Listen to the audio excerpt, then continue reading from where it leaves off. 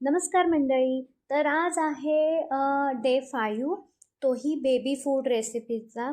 जे लोक माझे रेग्युलरली व्हिडिओ पाहत असेल ना, त्यांना माहिती आहे की मी 7 डेजची बेबी फूड रेसिपी स्टार्ट केली आहे आणि त्याचाच आज 5वा दिवस आहे. तर पाहूयात आज मी कुठली रेसिपी तुमच्यासोबत शेअर करणार आहे.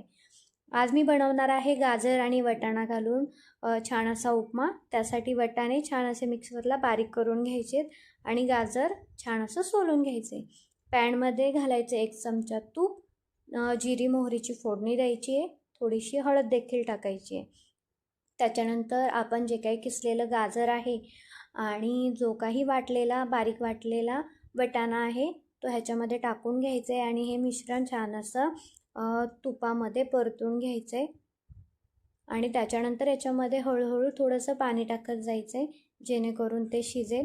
स्टार्टिंगला मी थोडंच पाणी टाकलं आहे. 1 मिनटं हे छान असं परतून घेतलं आणि त्याच्यानंतर ह्याच्यामध्ये ॲड केलं आहे 1 ग्लास पाणी.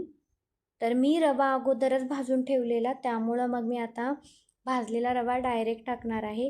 हे जे काही वटाणा आणि गाजर आहे ना, हे 6 ते 7 मिनिट आपल्याला छान असं शिजवून घ्यायचं आहे आणि शिजल्यानंतर आपल्याला भाजलेला हा रवा मी तुपामध्ये भाजून स्टोअर करून ठेवलेला आहे एका डब्यामध्ये. तर तुम्ही पहिल्यांदा डायरेक्ट हा रवा भाजून घ्यायचा आणि त्यानंतर ही रेसिपीला स्टार्ट करायची. छान असं गाजर आणि वटाणा 6 ते 7 मिनिट शिजवल्यानंतर रवा ॲड करायचा आहे. लक्षात ठेवा, हे जे काही वटाणा आणि गाजर आहे ना, हे जास्त कच्चं राहून द्यायचं नाही, छान असं शिजवून घ्यायचं आहे. कारण मग हे लहान मुलांना द्यायचं आहे, त्यांना जास्त त्रास होत नाही पचनाचा. आता छान असं हे शिजवून घेतल्यानंतर आपला हा उपमा रेडी होतो.